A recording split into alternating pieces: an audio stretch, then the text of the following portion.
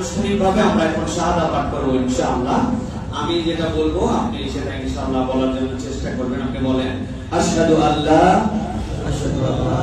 ইলাহা ইল্লাল্লাহু ওয়াহদাহু লা শারীকা লাহু ওয়া আশহাদু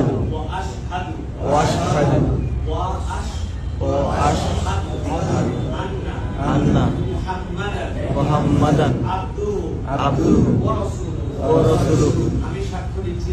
আমি সাক্ষ্য দিচ্ছি যে আল্লাহ ছাড়া কোনো ইলাহ নাই, মালিক নাই। মুহাম্মদ সাক্ষ্য দিচ্ছি যে তার রাসূল এবং বান্দা। আলহামদুলিল্লাহ।